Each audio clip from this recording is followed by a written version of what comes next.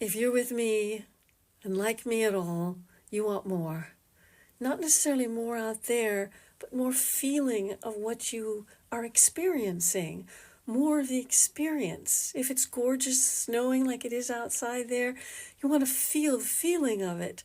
And just holding the snow in your hand or walking in it doesn't do the job for you. It's like you're still in your head. It feels sad to me once you notice it.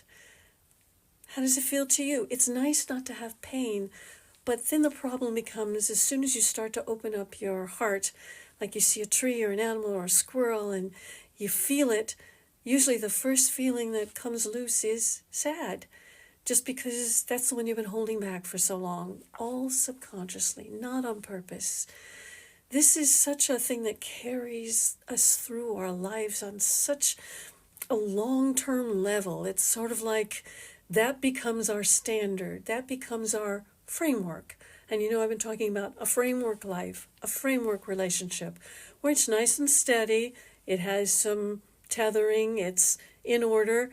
But you just don't feel it as big as you want to feel it. You don't feel anything as big as you want to feel it. Food, sex, joy of creation, of art, or poetry or anything, and you find yourself just watching TV or eating what you can make and just getting through the day on a happier level than you fear.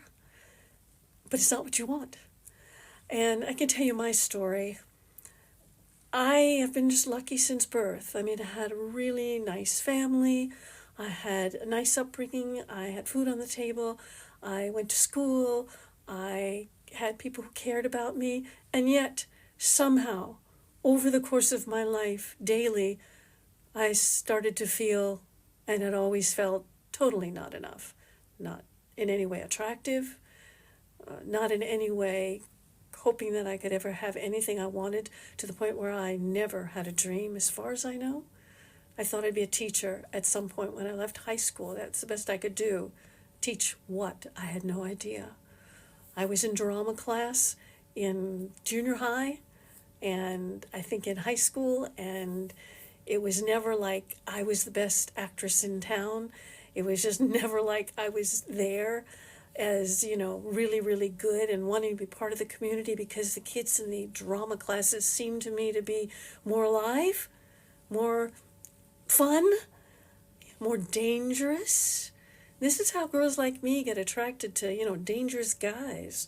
The hot guys who are bad guys and who treat you poorly and are totally narcissistic and don't care about you and don't think about you and are totally involved in themselves.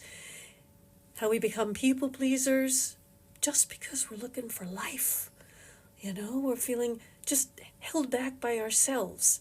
So if you have any feelings that you're in this place, let me know personally what your situation is so I can really target some videos. And with this experience of my life of always kind of being in framework and well modulated and well regulated and happy and doing well, but not feeling the depth that I want to feel of being alive. I'm a mystic from birth probably. I feel things are there, but I can't feel them emotionally to the degree that I want to feel them emotionally. And in January of this year, 2024, actually last year, 2024, many of you know I lost my dog Zeke of about 10 years with me, and that experience broke me wide open. I was literally broke open. I was so sad. I lost myself. I had no idea who I was, where I was in space, what I cared about. I knew I cared about my daughter and my grandchildren and my husband and my cat and my work, and I knew I cared about it, but it didn't feel like anything because all I just felt was sad. And sometimes I closed off the sad so much that I just felt numb. Anybody feel like that? Just numb, like nothing, because everything you're going to feel is going to feel sad, so you stop all the feeling? Oh gosh, I know what that feels like. And I believe most of us know what that feels like, and so we want to stick with the framework life because sad is the first thing that's going to open up, right? Well, I was knee deep in grief, and that's never going to go away for me. Just as your grief is never going to go away for you, it's just going to take up different kind of residence in your body and your heart, and things will change inside you. But nevertheless, the feeling of the whole of it, you want. You want to go through it and be on the other side of it rather than have it be low level in the background your whole life, right? Are you experiencing low level feelings about this, that, or the other, and you kind of feel yourself complaining or be disappointed? I mean, those are low-level feelings. I mean, rage. Now, that's a great big feeling, like rage, stomping, screaming rage. And love, where your whole heart is open and you just want to take off all your clothes and touch and feel. Those are what we want to feel, right? That's sensual and sexual, and all those things are really just about emotion.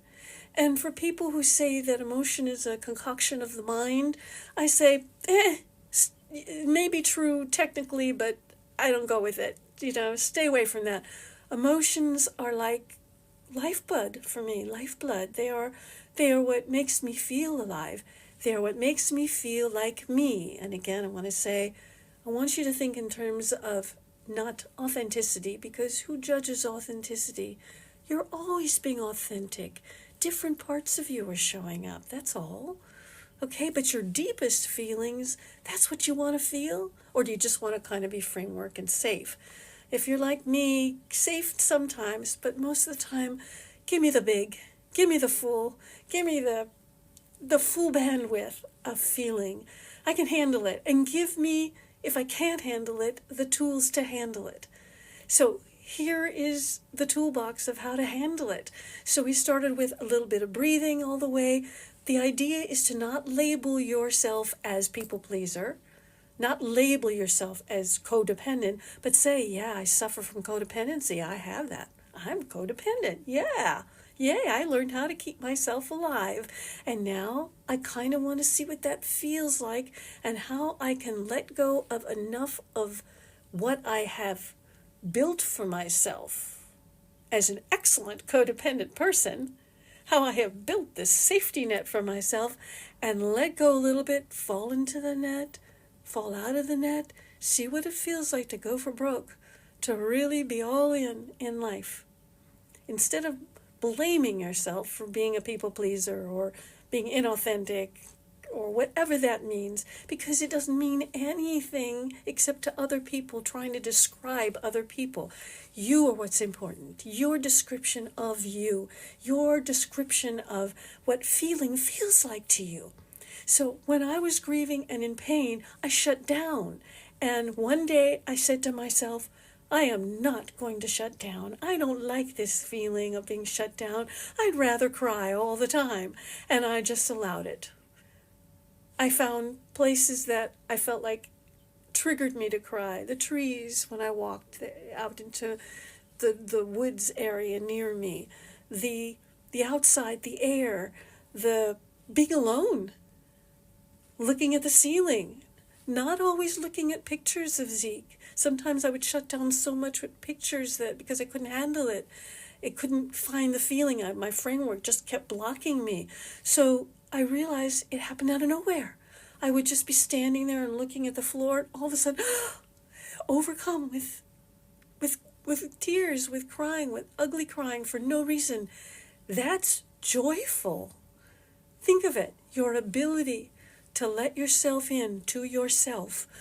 That's pure joy. Whether the feeling is crying and deep sadness, or whether it's a good, happy feeling, it doesn't matter. Because for me anyway, the ability to feel big and hold that space for myself, that alone is joyful. As soon as I realized that I could feel, I had to make a decision. Was I going to hide or was I going to let everybody see me? And I just said, it's too late to be that careful. I'm going to start being brave, and I let my husband see me. I let my daughter see me. I let people in the street see me. I let myself be seen, and it was terrifying.